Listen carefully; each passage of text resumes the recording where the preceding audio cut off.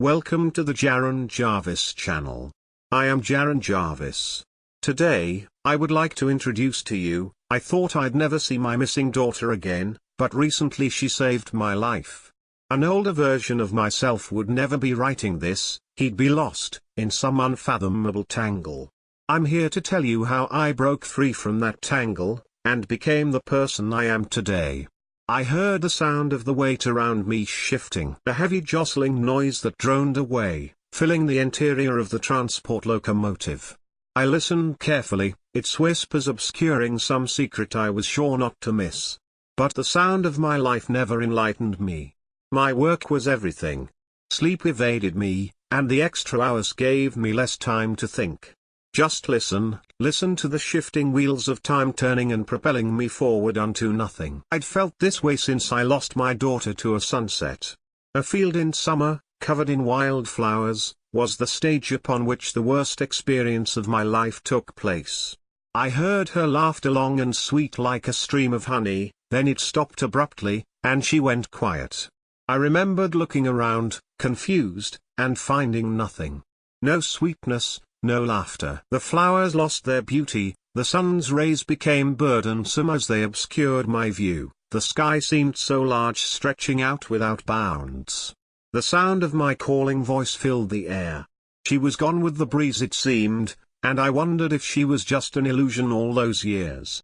The sound of her mother's anguished screams reminded me that things weren't that simple. Her room, her bed, the covers still in shambles from when she jumped out eager to explore the foothills of our new Montana countryside home. It was all there, as it should have been. But she wasn't. My memories failed to tell me what happened to her, and the police were even less helpful. Just a recommendation to some hospital out of state. A place for mindfulness. Bullshit. I had made it a habit to cry every night since.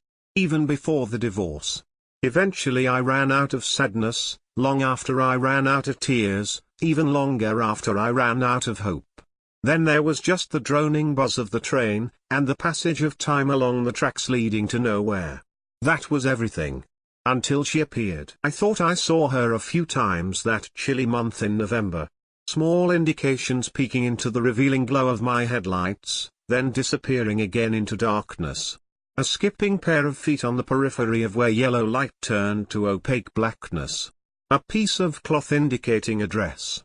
Sometimes in the darkness I'd see her in my mind's eye, and sometimes my tired vision would follow suit, forming her image. A fairy on a brook. A siren on the sea. Then, as if she was slowing from fatigue, she fell into the light before me, and I saw her. I saw the fear in her eyes. I felt a pang of reminiscence I couldn't pinpoint, like trying to flesh out a dream upon waking. Then she vanished into the darkness again. I accelerated the train, with loud protests from it as the chattering of metal from below grew louder. Red lights beeped about me. After a short while, I gave up the chase. There was naught but interlaced metal before me. The days were exciting. If that's the right word to use. I was eager to see her. Even just the slightest sign of her. I started to notice small flowers left on the tracks. I'd started collecting them, just as a nod to the reality of my situation. Assurance that this isn't some sleep-deprived nightmare. One night on some indistinguishable date I found something else on the tracks. Not just a flower, but a note. Take the day off, it said. I remember laughing through maniacal tears. No, I couldn't stop. I had to find her. I had to know what happened. I had to apologize. There was a white rose with the letter. The letter smelled of memories, mimosa, her mother's favorite cocktail on a Saturday in August, grapefruits for breakfast in May, pineapples from our trip to the Bahamas in December. It smelled of life, and I kissed it gently. Feelings of loss re-emerging after so many years of nothing. The pain was almost cathartic. The next day, my eyes red and bloodshot were peeled to the light in the darkness. To what might pass before it. The drone from all around was louder, more cacophonous, but it had nothing to tell me. She did, however. And I would hear it. The nights blended together. The days were uneventful. Light and dark passed over. One morning, I prepared to climb aboard for the day's work. A colleague of mine approached Donnie. "Boss man says you've got the morning to yourself. There's some trouble with the engine, we'll have it fixed in no time. So you just take some time for yourself. All right?" I don't know why he was so afraid. Wringing his hands around the hat he should have been using to conceal his balding scalp. His name evades me even now. John? Tom? They were all called something like that. "Do it tomorrow," I replied. I don't know if I cut him off by slamming the door. He only looked around for someone to support his claims, but found nobody and gave up. I regret how I acted toward him. The afternoon was uneventful, but as the sun and darkness descended upon the tracks I knew something was going to happen. I felt it in the vibrations beneath me, in the rain spattering on the windshield, in the loud chortle emanating from the locomotive. The night went on, and hours passed. Sometime past midnight, I saw her. Her white dress fluttering like a trick of the light against the rain, her raven hair, and a bouquet of roses in her hand. She sprinted ahead of fast-moving vehicle, and I heard her sweet laughter. I called out to her as best I could, but she didn't reply. I did so again, and again, for what felt like an eternity. I was trapped for a while in some Athenian tragedy, chasing her ethereal trail, always moments away from catching up to her but never doing so.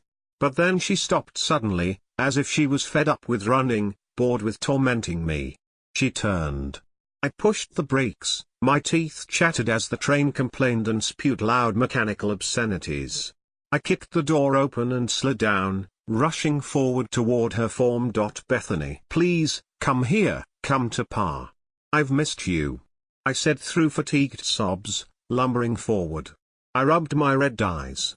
She was still there. I approached slowly. A breeze took her away from me before I wasn't going to ease my alertness until she was in my arms and safe. "Pa. You remember me?" she said matter-of-factly. I nodded. "Of course I do. You went missing, but that's okay. You're back now. I'm not angry, and Ma'll come around, she will. We'll be a family again, just like all those years ago." Her face was unreadable. Her voice lacked any dips and high notes. It wasn't the same familiar song it once was. "Ma's not coming back.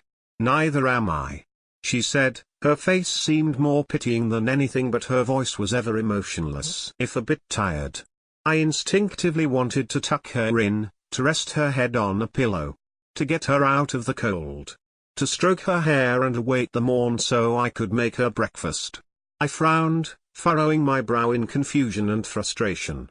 I reached out to grab her arms, to bring her home, but my hands stung with intense cold as they touched her arms.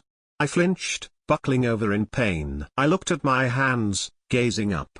"I told you, Pa, I can't come home. But it's not your fault." I started to cry again, as I lurched to wrap my arms around her. It was like latching onto pure winter. Cold moistness swirling beneath my arms. My body failed me and I fell down beside her, a numb, wet, quivering mess.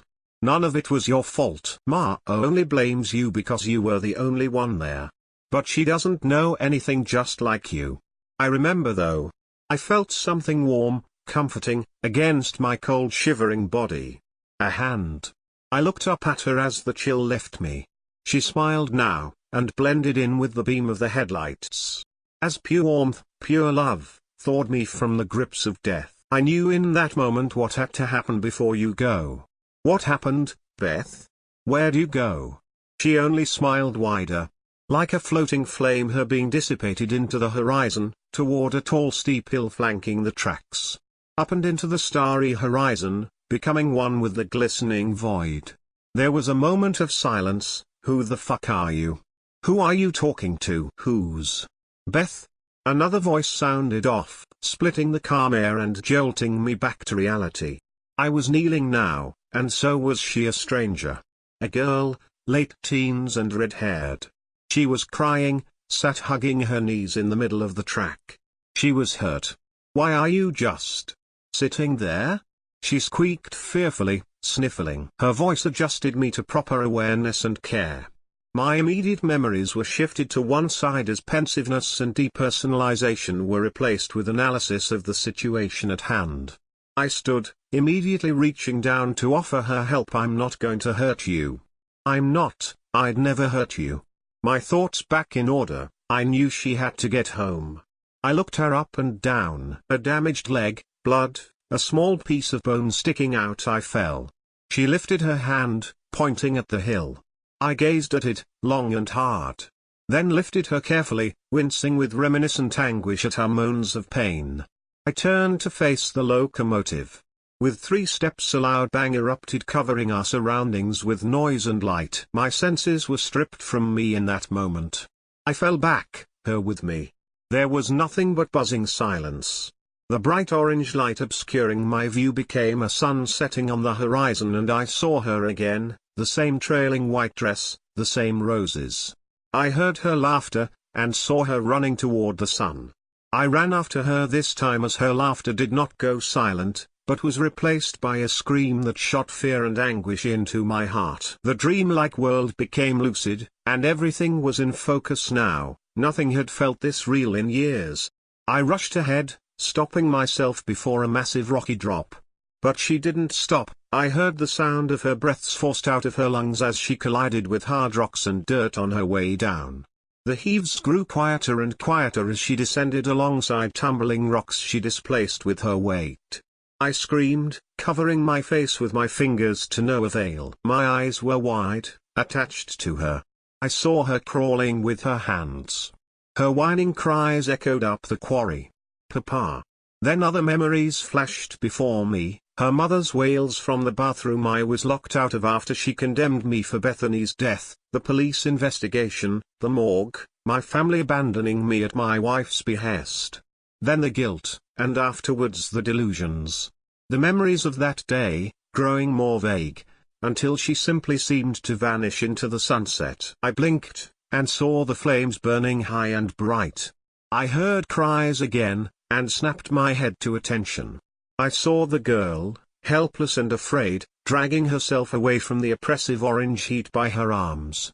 I steeled myself, quickly scooping her up, trying to contain her limbs in my grasp.